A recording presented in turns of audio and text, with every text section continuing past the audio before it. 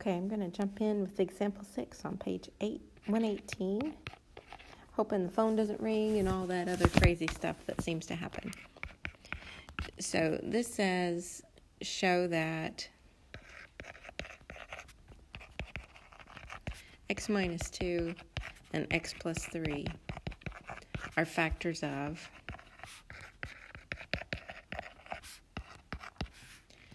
f of x equals 2x to the 4th plus 7x to the 3rd minus 4x squared minus 27x minus 18. So I ran out of room there. So if we want to show that these are factors, we need to show that they divide evenly. Like 2 is a factor of 12 because 2 goes evenly into 12. So I need to show that it divides evenly. We are going to use synthetic division because that's in the x minus k form. So k is 2. So we're going to set up synthetic division. You can start with either factor you want. I'm just starting with the x minus 2. So let's write down all these coefficients, including their signs. So we got 2, 7, negative 4, negative 27, and negative 18. And just double check those exponents. So it's 4, 3, 2, 1, none. So nothing is missing. Synthetic division, you bring the 2 down, right, straight down. And you do, I'm going to show these lines with the red, and then I'm going to take them away and redo it. So you do 2 times 2 is 4, so that answer bounces right there. And then you add those together. And then you do, so let me take those away.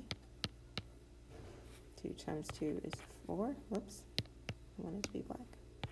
And then I add those together. And then I do 2 times 11 is 22. And then I add those together. So let me take those away. So 2 times 11 is 22. Adding those up. And then you do 2 times 18 is 36. I guess I'll leave them.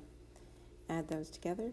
36 minus 27 is 9. And then you do 2 times 9 is 18. Add those together. It did go evenly. I ended up with a 0. That meant that there was no remainder, so it was a factor.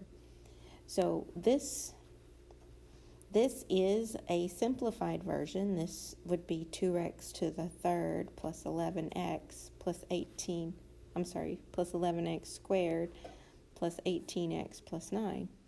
But I'm not going to write it down yet because they want me to show that this is a factor also. So I'll have to write that as x minus negative 3. So we're just going to go ahead and do synthetic division again with the negative 3. We bring the 2 down. Negative 3 times 2 is negative 6. Add those together. Negative 3 times 5, negative 15. Add those together. Negative 3 times 3 is negative 9. Add those together. Yay, we got another 0. Another 0 remainder. So it went evenly. So the polynomial that's left over is 2x squared plus 5x plus 3. So it started out as a 4th degree. This divided out 1x and brought it down to an x cubed. And this divided out another x, which brought it down to an x squared. So our final answer is 2x squared plus 5x plus 3. I don't know how much of this rational zero test you need to write down, but this is it. It's on page 119 in your book. It says if you have this polynomial, and this is familiar to us, we put it on the board and talked about it the other day. If it has integer coefficients, if all the coefficients are integers, then every rational zero, every answer that's in a rational form, has the form of P over Q, where P and Q have no common factors other than 1. P is a factor of the constant term, a sub 0. So that's where P will come from. And Q is a factor of the leading coefficient, right here, a sub n. So to use the rational zero test, first list all the rational numbers whose numerators are factors of the constant term and whose denominators are factors of the leading coefficient. This is what we're going to write down. The possible rational zeros are the factors of the constant term, P, over factors of the leading coefficient, Q.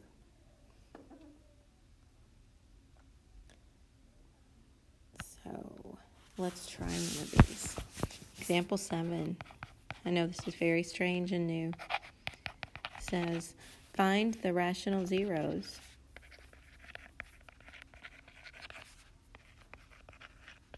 of f of x equals x to the third plus x plus 1. Well, the possible rational zeros are in the form of P over Q. And P is the constant term, so the P is 1. And Q is the leading coefficient, so Q is 1. So I've got plus or minus 1 for P and plus or minus 1 for Q.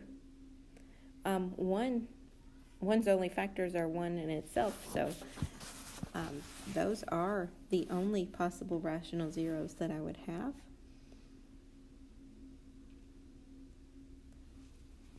So my possible rational zeros are plus or minus 1.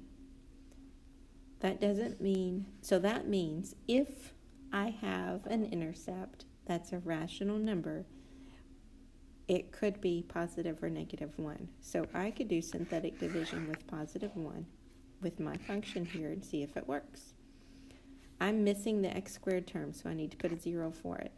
1's for the x cubed, 0 for x squared, 1 for x, and 1 for the constant.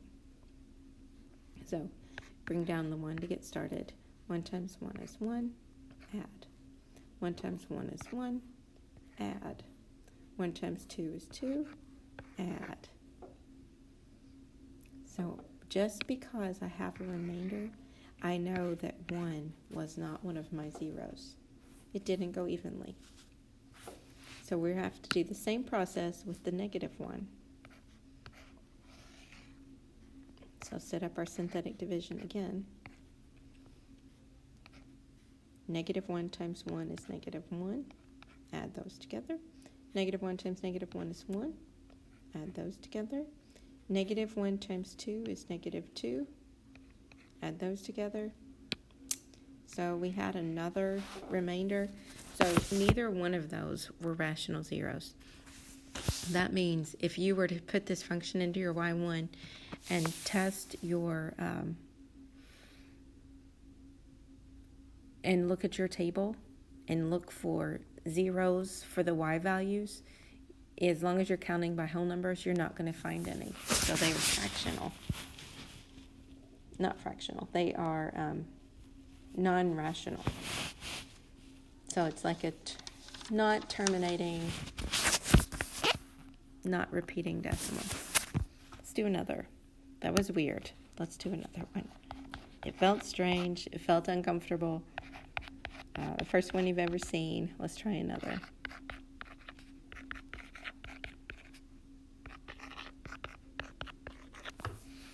Okay, let's find the possible rational zeros. I didn't tell you all where this was handy. This is handy if I've got a function that I can't factor. I can't factor it. I need to be able to find the solutions for it, but I can't factor it because, like this one, I try to factor this equation, maybe try to factor by grouping, and I'm not going to get the same thing when I factor out. So I need another strategy in order to help me solve this equation, and that's what this strategy is. Yes, this is on your test. This is an important strategy. So for this equation, P constant, Q is the leading coefficient. So P is 3, Q is 2. So the possible rational zeros are all the factors of 3 and all the factors of 2. So 3 is a factor, and 1. And 1 also goes into 2. So all we've done is we've listed all the factors out. And now these are rationals. They're ratios. They're fractions. So the possible rational zeros are plus or minus 3 halves, plus or minus 3 over 1, or just 3, plus or minus 1 half, and plus or minus 1. 1 over 1, which is just 1. These are all the possible rational zeros. So if we want to know which of these is going to work, are any of these going to be solutions for this equation, we're just going to have to try to say, I think 3 might work. So we're going to try a positive 3 and see if it works. Bring it down and do your synthetic division. Whoops. No, got a big remainder. 3 didn't work. Then you're going to say, well, I want to try 1. Does 1 work? Write down your coefficients. Bring down the 2. 1 times 2. Add. Oh, it did. That worked. That is a rational zero. 1 works. So x equals 1 is one of my answers. How do I find the other answers? I've simplified this equation to a quadratic that maybe I can factor. So let me write it up here.